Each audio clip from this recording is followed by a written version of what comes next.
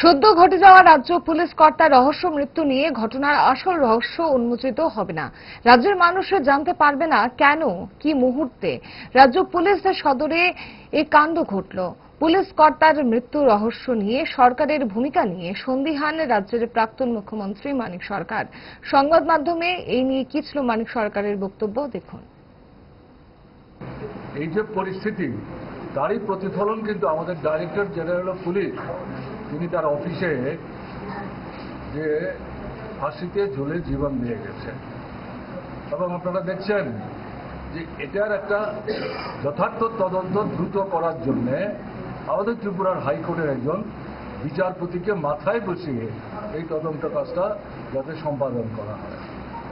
বললো না, প্রথম 5 জনের কমিটি, তারপরে 20 জনের কমিটি, এটা 40 জনের কমিটি করলো কিছু যায় আসে না। মাথায় তো একজন নিরপেক্ষ অবস্থান নিয়ে গোটা বিষয়টার তদন্ত করা সম্ভব হয়, এরকম একটা লোক তো বসানো দরকার। তাতে আপত্তিটা কি আমাদের রাজ্যের সরকারের? তারা কিছু একটা লুকুতে চাইছে, পাশ কাটাতে চাইছে, চেপে রাখতে চাইছে। সবটাই হচ্ছে তাদের দুর্বলতা, ব্যর্থতা। জনগণের যে ভূমিকা, তার থেকে মানুষের মধ্যে যে ক্ষোভ, এর বিরুদ্ধে যে লড়াই, এই লড়াই করতে গিয়ে আক্রান্ত হচ্ছেন। তাতে পুলিশ কার্যকরী ব্যবস্থা নিতে পারছে না, এবং পুলিশের মহানির্দেশক হিসাবে তিনি সেখানে যথার্থ সহায়ক ভূমিকাও গণতান্ত্রিক দৃষ্টিভঙ্গি সম্পন্ন মানুষের পাশে দাঁড়িয়ে তাদেরকে দিতে পারছেন না। এটাই তার আমাদের যা মনে হয়েছে যন্ত্রণা।